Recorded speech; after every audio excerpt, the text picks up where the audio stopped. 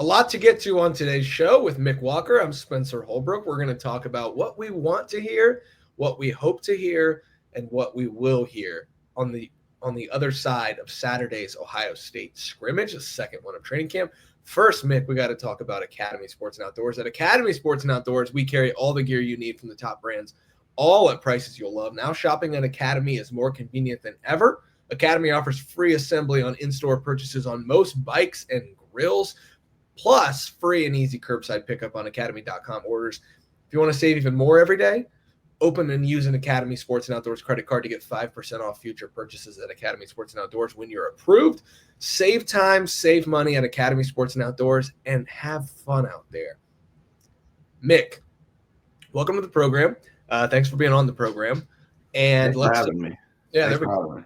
Yeah. First question of the day is, I already posted it on social media, but we're going to ask the YouTube audience as well. Which one of you lunatic fringe members is about that life? Which one of you guys is going to go scuba diving in the local ponds of Ann Arbor, Michigan to find Connor Stalions' hard drive that he says he dumped into a pond in the NCAA report? That was quite hilarious. I believe there's also a clip on the internet as well with our now associate coworker, however we want to refer to him as, with Ross Dellinger and Andy Staples, talking about how Connor Stalions was in tears or somewhat in tears during this whole process, which is also just kind of hilarious to believe. We're not really going to dive into the Michigan stuff because it's not super interesting, and there is really no stuff to dive into. Best of luck to anybody that wants to do that. I obviously think some Ohio State fans care, but what we really care about is the scrimmage that's going to take place, maybe in the shoe, maybe on one of the practice fields at the Woody Hayes Athletic Center on Saturday. Mick, there's real-life American football being played. Now, it's in Ireland, but in 8 days, there's real-life American football being played over on the Emerald Isle. I think, isn't that what they call it, the Emerald Isle? Ireland? I don't know. I'll have to do some more research. I want to go to Ireland. I won't be going to Ireland for Kansas State, Iowa State. I'm going to stay back here in the greatest country that God's ever provided this earth, the United States of America. And here. And we'll go ahead and talk about Ohio State football, which kicks off in 15 days against the number 1 Texas Longhorns. Buckeyes on Saturday are going to have a full team scrimmage, second one of the training camp session. Listen, Mick, we got a lot of intel at lettermenrow.com about the first scrimmage. The second scrimmage, I imagine we're going to have just as much, if not more, coming out of that one, as I think sources will be more willing to talk and open to talk and wanting to talk about what they saw at the scrimmage to get the message out, the good message that this team is going to be really good, which I think it's going to be. What's the number one thing you want to hear out of the scrimmage? Maybe let's eliminate quarterback. What's the number one thing, sans quarterback, you want to hear from the scrimmage? Well, obviously, yeah, you eliminated obviously the biggest question of all, but I think we'll still keep it on offense, and we'll go who was playing right tackle and for how long. Just we did the whole primary, secondary position thing this week. We tried to figure out who's at right tackle, who's at left tackle. Ryan Day was pretty adamant that Austin Saraville's at left tackle. Tyler Bone kind of tried to play that down the following day, but still it seems like Austin Saraville is going to be at left tackle when this team takes on Texas on August 30th. Who's going to be at right tackle? I don't know. It's not going to be Miguel Spencer. It's probably going to be Ethan Onyanwa or Phillip Daniels. Both of them are transfers. One's from Rice, one's from Minnesota. I don't really know who will be there. I think the edges right now would be Phillip Daniels based on some of the recent ascension that he's had. But there's also just, I assume, a steadiness and a consistent level that Ethan Onyanwa is going to bring that'll be hard to entirely pass him by and just leave him in the dust as well. Yeah, I think that right tackle battle is really interesting. We'll see what percolates there heading into Saturday and what happens once we get on the other side of Saturday. Our Alex Gleitman reported that if there was a game today, he thinks that based on what he knows and what he's heard, that Ethan Onyanwa would not start. So Saturday's scrimmage can change a ton or it can change nothing. It can solidify spots. It can change a lot. That's why they do these, to put a lot of pressure on these guys. Larry Johnson talked about it on Thursday, that with the lack of experience that some of these position groups have, they have to there's no way to simulate playing in front of 100,000 people. So they have to put them in situations to make them feel some pressure. I think they're going to do that on the offensive line on Saturday, make sure that this thing's shored up because they're going to face a really good Texas front in week 1.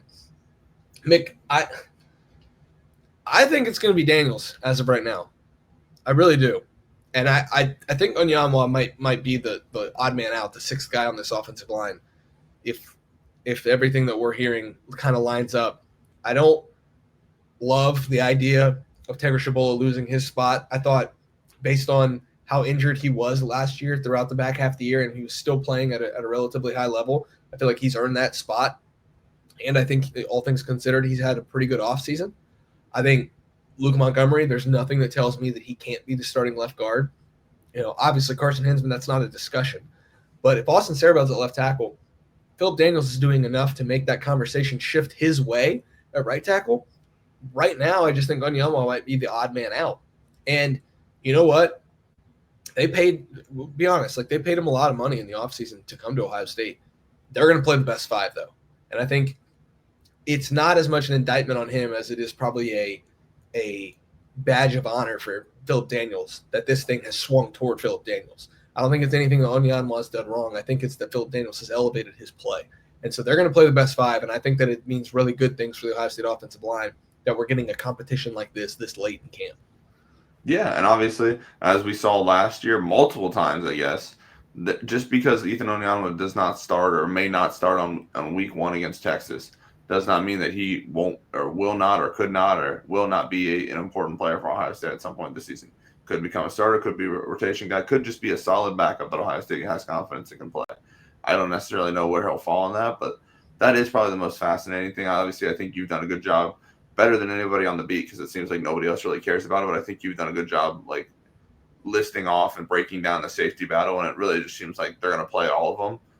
I don't know if that's necessarily against Texas, but in general, they'll have a plan to use Jalen McMillan and have a plan to use Malik Hartford and obviously Caleb Downs, who's probably the best defensive back in the country, and figure out a way to incorporate all three of those guys and figure out what they got to do in the nickel, which is another battle we could kind of talk about. But the one that I think we would love to know more about after the scrimmage is the right tackle battle.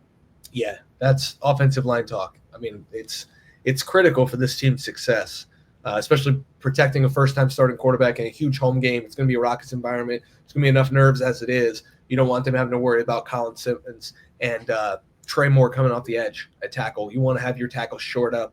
I think if they can block Caden Curry and Kenyatta Jackson, Bo Atkinson, C.J. Hicks, Sonny Styles, Arvell Reese, this, that, and third, then I think they'll have a good chance of protecting either Julian Sand or Lincoln Keenholz on the blind side there, and just overall on the offensive line. I think they're pretty good up front.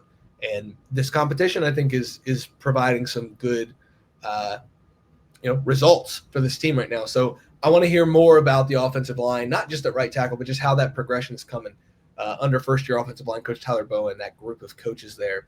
Especially as it pertains to the run game, which is something I think you and Austin Ward at Lettermen Row both kind of broke down and wrote about after the first scrimmage. Wasn't great. Not that anybody really expects it to be super great in a scrimmage setting when you kind of know everybody's moves, you kind of know the script of things, but that sets up the whole entire set of the offense. It's obviously on top of being the offensive line coach, Tyler Bowen is the run game coordinator. So that's kind of his whole baby along these kind of things, working with Brian Hartline. So I think that'd be something cool to hear. Obviously, Bo Jackson lost his black stripe on Thursday, which is welcome news. You kind of have three guys I think Carlos Lockwood said they could rely on. I wouldn't be surprised if Isaiah West, once he hits full go, whether that's this scrimmage or in the coming weeks here, if he kind of ascends quickly into becoming maybe losing his black stripe and at least being a guy that we see and get excited about in the fourth quarter against Grambling and Ohio and all these other games.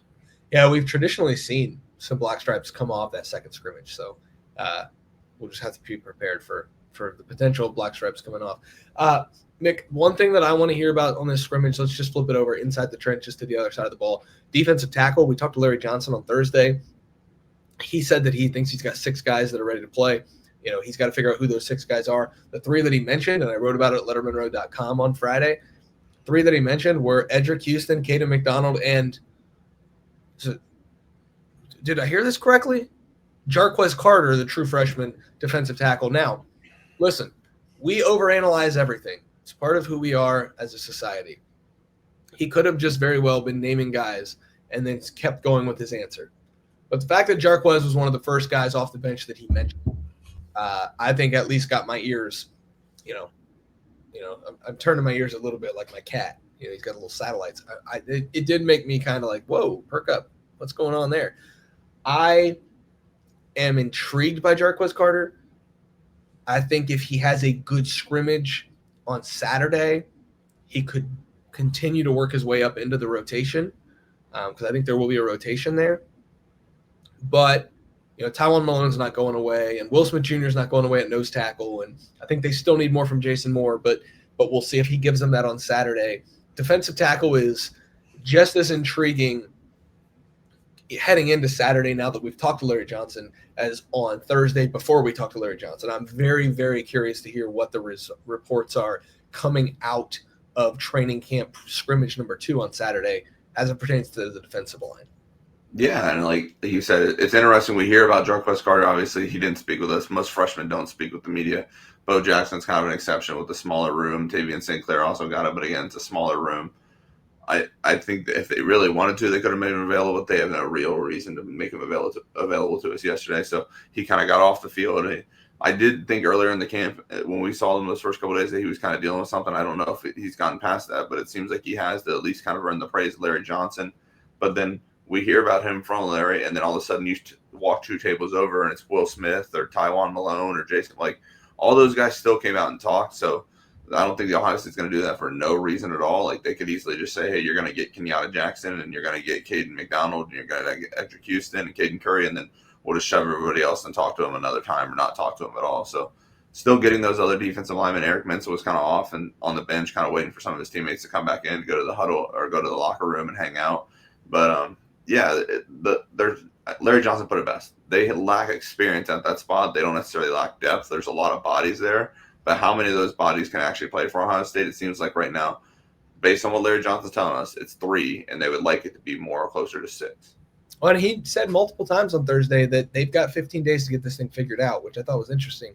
I did ask him, not really verbatim or straight up, but I did say, like, Larry, does it make it easier for a guy like Jarquez to rise up the depth chart when almost everybody's at the same level of experience?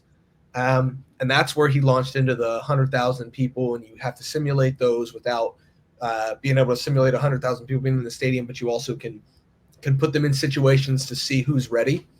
And I think they're seeing who's ready with everybody. And they know Edric Houston's ready. They know Caden McDonald's ready. Other than that, though, I think it's pretty wide open. If a true freshman does start to emerge, I don't think they're going to be surprised, and I don't think they're going to turn that away. And so I liked what I heard there. I think one of the interesting things about it is maybe that doesn't appear against Texas. Maybe this is a thing like, and I've likened it to Tyleik Williams in 2021. I believe it was against Tulsa, where as a true freshman, he's in there against Tulsa, and I think he had 2 or 3 sacks in that game.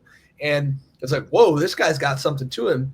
And then by the middle of the season, the end of the season, he's playing a little bit more at defensive tackle. If Jarquez Carter did that, it wouldn't surprise me at all. So, maybe it's not an immediate Texas thing. Maybe it's a thing where we see it against Grambling and Ohio, and then you start to get the ball rolling from there. But we'll see. I'm just supremely intrigued by what we hear coming out of the scrimmage as it pertains to the defensive tackles position. Yeah. And even, like, there's defensive ends. Like, obviously they have a strong rotation of defensive ends. Like, can Bo Atkinson become a guy that we see more of this season? Like, is he somebody that is on the field consistently against Texas? Does C.J. Hicks may have a role against Texas as well? I think Caden Curry and Kenyatta Jackson, especially Kenyatta, that we both kind of feel confident that those guys are somewhat dependable, reliable, even though they haven't really had to be counted on a ton earlier in their Ohio State career. But the whole defensive line room as a whole is, well, I said whole there twice, but the whole defensive line room just kind of has some intrigue because I think it goes across the board. Again, not lacking depth, but lacking kind of experience, especially when you add in some transfers and guys that haven't played at Ohio State. Mick, you know where I haven't played yet that I need to get over and play at? That's right. You know it. You love it. I need to go to Academy Sports and Outdoors, get some gear for myself. Because at Academy Sports and Outdoors, we carry all the gear you need from all the top brands, all at prices you'll love. Now shopping at Academy is even more convenient than ever. They offer free assembly on in-store purchases of most bikes and grills. You need a new grill? Go to Academy. They'll build it for you. You need a new bike? You go to Academy, they will build it for you. Plus, free and easy curbside pickup on academy.com. That's academy.com orders. If you go to academy.com, you can get free and easy curbside pickup on all orders on academy.com. Mick, before we get out of here, we're not going to talk about we're just not going to talk about quarterbacks today. Look, if the quarterbacks are great, and if I think if Julian Sain has a great scrimmage on Saturday, we could see a decision on Monday. If Julian is not what he needs to be, and Lincoln is really good on Saturday, we can chat about things later. But I think Monday is probably the ideal time for Ryan Day to name a starting quarterback so they can begin installing a game plan for Texas based on which quarterback they're going to go with. If they name a starting quarterback on Monday, I think it would be Julian Sayin. I'm not breaking any new ground here. I just think if he has a good scrimmage on Saturday, you could see a decision on Monday, but that's not a guarantee by any stretch. So with all of that in mind, we're not going to talk too much about quarterbacks because we will hear something about the quarterbacks. What else do you want to hear coming out of Saturday's scrimmage? You're sourced up, Mick. What do you want those sources to be hitting you up on Saturday afternoon about? Obviously, I'm a little partial to the freshmen. I always like, whether that's Bo Jackson, Devin Sanchez, Riley Pettigrew, I always check on some of these more recent guys just to see how they're acclimating. So any of those freshmen, Zion Grady, somebody that I think I mentioned a minute ago, but he's piqued my interest after hearing about him. And I just I want to hear if any of these guys can actually contribute and play this year. Like Jarquez Carter, I think, is one. Can Devin Sanchez steal an outside cornerback spot? I don't know. Maybe. Like, there's just a handful of guys. I think even Jake Cook, whether that's taking kind of backup left guard reps when we talked to the offensive line this week, they spoke highly of the three freshmen that came in, Carlo, Jake Cook, and Javon McFadden. But the one that everybody almost like exclusively said, hey, he's really he's taken well to the playing at Ohio State is Jake Cook, which is interesting because he was the lowest ranked of the three, but he's the local kid that worked real hard to get the offer, and it seems like he's taken that by storm. So just checking on some of those freshmen, I'm that's what I'm most interested in. I think Spencer also has a position group that he was fascinated in. He always finds out the latest information about, and I hope he takes it there when I ask him who else he wants to hear about on Saturday. Yeah, we'll get there. We'll get there, I promise. At the end of the show, I'll end with it because you saved the best for last, Mick. You saved the best for last there, Nicholas. Okay, I would love to hear some updates on the safety battle. I've been infatuated with it all year because I think both of these guys have real juice to them, and I think they could both be really special for Ohio State. So Malik Hartford, Jalen McClain, who shines in the scrimmage, I think will be important. And if both shine, then how does that affect the nickel battle? Because I think, the more I watch over what Ohio State did with Caleb Downs last year and what Matt Patricia has done in his past, I think Caleb Downs in some sort of bigger nickel role makes a lot of sense. Just because he's so gifted in the open field as a tackler. He's so good in coverage. He's just the best safety prospect Ohio State's had in so long. So what's going on opposite of Downs as safety? I'm supremely intrigued by. You named one of the guys. It's not that I haven't heard great things about him, but I think the buzz surrounding Devin Sanchez needs to be loud on Saturday coming out of the scrimmage if we're going to see him in a large role against Texas. I think he's going to play a lot this season, but I think he needs to have a really good scrimmage on Saturday and a closing act to training camp before they turn the page to full prep for Texas in order to get on the field against Texas and play at corner some as a true freshman. That's where I'm at with this. And it's one of the more intriguing things for me. It's like you have Jermaine Matthews, you have IGB. Those guys have high expectations this year, but maybe nobody has higher expectations just because the recruiting pedigree, the number he wears, what a true freshman did for Ohio State last year, than Devin Sanchez. So I just want to see, if we're hearing great things about Devin Sanchez coming out of Saturday, maybe we see him a lot against Texas. If we don't, maybe they ease him into the role, and it's more of a conversation of, is he going to be ready by the time they go to Washington after they play the 2 tune-up games and then have the bye week? Yeah, and you can even kind of spin it forward beyond Devin to just, if we look past the freshmen and go to sophomores, is Aaron Scott doing something? Can he hold off Devin Sanchez and kind of get some playing time as an outside corner? Can Mylan Graham make sure that he's the fourth wide receiver, or even maybe push to be tied for a third wide receiver in this room? That way he's getting snaps and ahead of some of these talented freshmen. You asked, I believe it was you that asked Tyler Bowen about Ian Moore on this week when we talked to him. Will we come out of this kind of hearing about, Ian Moore is not going to play for us this year, but we're set at tackle in the future because we have Ian Moore and Carter Lowe. Some of these guys, and obviously, like you said, we need to find out about the starters and the battles that are currently going on. But some of these underlying things of they feel confident about this guy because now the pads are on.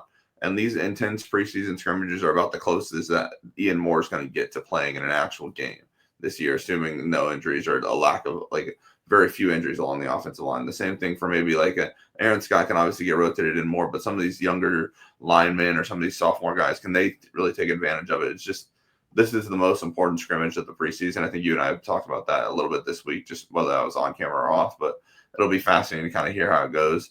I wanted to ask you this, and I think you mentioned talking about it earlier, but I'm fascinated when we talk to Ryan Day, Ryan Hartline, Matt Patricia on Monday. What do you think we're not going to learn anything about, Spencer? Like, when we're going to ask them about the scrimmage, what are they going to say? Are they going to say we still got tons to work on? We're not going to win a game this year, like Ryan Day style last year. Like, what are we not going to learn at all when we talk to these guys on Monday? Well, you can't ask them which guys are standing out because Ryan Day is going to break out the patented. Oh, if I start naming guys, I'm going to forget somebody and then I'm going to get in trouble about it. So, but no standouts. I'm not going to hear any standouts. But I think if we hear some positive buzz about a guy on Saturday and we ask if they graded out as a champion, if Ryan Day just confirms, yeah, they were a champion, hey, they were a champion. But if he says like, oh, we're not going to get into who's a champion, who's not, then we know that they didn't grade out a champion. So that's one thing that I've always picked up on with Ohio State is like, it's not a dismissal of it, but it is if you say, oh, we're not going to get into that, then you know that person probably wasn't a champion. But well, he did grade out as a champion on Saturday. Well, then So that I'm always fascinated by that. I don't think we'll hear anything. Everybody's going to ask Brian Hartline about a potential receiver rotation and who's going to crack that. Guys, guess what? He's probably not going to say anything about it, especially because it's Brian Hartline. He's not he doesn't really like to divulge on that stuff anyway. For those of you who want to know what CJ Hicks's role is going to be in this defense, good luck. Matt Patricia's not going to tell you that. And I don't blame him at all. And what Sonny Styles and Arvell Reese off the edge, yesterday, Edric Houston was asked what specifically was his injury. And he was like, yeah, I'm not going to tell you that. So you're not going to hear anything from these guys. And I think they're going to continue to be more coy as we approach the season, which is the onus is on us to ask better questions and make sure that we're getting good questions to these guys so they know that they, to give good answers, you have to have good questions. And I think it's more on us on Monday than it is on them.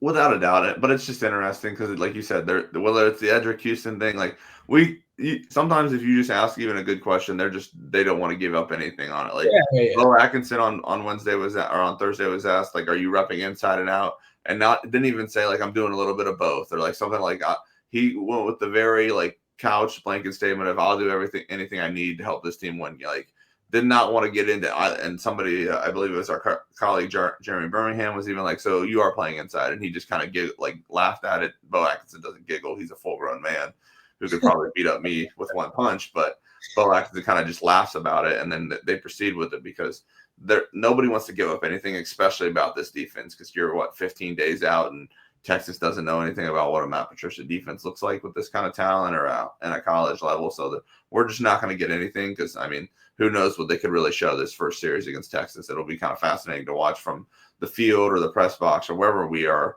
aligned during that first game. I'll be watching. Last thing before we get out of here, Mick, the one thing that I want to hear more than anything else about what Saturday scrimmage brings. Who's the starting punter, Mick? Nick McClarty loses his black stripe on Thursday. Joe McGuire's returning as the national champion punter. I've heard great things about both these guys. They've both made a lot of progress this offseason. I know there were people who were angry at the punt production last year. And listen, I get it. They weren't good enough punting the ball last year. Here's the bottom line, though. They hope to not use the punter very often. But when they do, they want the best punter in America. So these two are battling to be the starting punter at Ohio State. I think it's a battle that's going to come down to the wire. I don't think we'll get an answer on it this week, and I don't think we'll get one after the scrimmage Saturday. But the way that they punt in the games on Saturday is going to be critical. Last but not least, there's going to be questions starting Monday about where Brian Hartline is going to be. Is he going to be in the box to call plays? Is he going to be down on the sidelines? Where's Matt Patricia going to be? Is he going to be in the box to call plays? Is he going to be down on the sidelines? Last year, Keenan Bailey was in the box with Chip Kelly helping him out. If Hartline decides to go up in the box, I won't be surprised, but also I think it'll be interesting just because he's a guy who is very hands-on with his receivers when they come off the field. And so I think it would be a big change for him. But I think if you have Keenan Bailey up in the box with him, I think that would be huge for Brian Hartline. Or if you have Tyler Bowen, up in the box, or one of those offensive line coaches up in the box with Hartline, I think that could be really beneficial to Ohio State. So Matt Guerrero, I think, was in the box last year with Jim Knowles. Is he going to be up there again this year? They'll probably rep some of that stuff on Saturday. And so Monday we might find out more about that. So I'm just a little curious. But we can get out of here on that because once you start talking about press box assignments and coaching and who's on the sideline, you're kind of getting way into the weeds. Yeah, I mean, this will also be our first time talking to Matt Patricia and our second time talking to Ryan Day since the addition of like Josh Boyer was announced. So like, is that something that like whether that's Matt Patricia just talking about their friendship or just talking about the relation, like can we get more information on that? Because like the past couple of times I've seen him, these past couple of availabilities, I've seen him walking off the field. The one time he was talking to assistant offensive line coach Austin Fields, like Ryan Day even mentioned that he's going to work more with Ryan Day. Like, what is his role? Has it become any more concrete since like they've started? Since he's been here for this week, does Matt Patricia want to have him up in the box as well to have some eyes? But he's going to help Ryan Day during the week. Like, there's some organizational things, whether that's source talk or what we can ask him, like we'll ask him about on Monday. That just little things before the season that you want to get firmed up. That way you have a better idea of how to, one, for us to cover this team and how fans should feel about what's going to happen on August 30th or what's going to happen this season as a whole. All right, Mick, let's get out of here. Let's have a weekend. Whatever you're doing this weekend. If you want to have a drink, go ahead. If you want to go play around the golf, go ahead. Some of us will be doing things this weekend, so have some fun. It's the last weekend without football. No, the preseason doesn't count. I know you can still watch it and enjoy it, but we don't have to pretend that it counts. I watch Steelers preseason football. I don't pretend that it counts. So, I'll have some fun. We're going to have a good weekend, the last weekend of footballlessness on TV. And then next Saturday, we're locking in for that Ireland game. Real American football on your television screens will happen next Saturday. And then 2 Saturdays from now, 15 days from now, we get Ohio State and Texas in the horseshoe. 1 versus 3, Horns versus Buckeyes. Ohio State number 3, Texas number 1. We're going to have full coverage of it over at lettermenrow.com. Come join the fun for just $1. Mick Walker on the other side of your screen. I'm just Spencer Holbrook. Thanks for watching. Thanks for listening. We'll see you guys over at lettermenrow.com.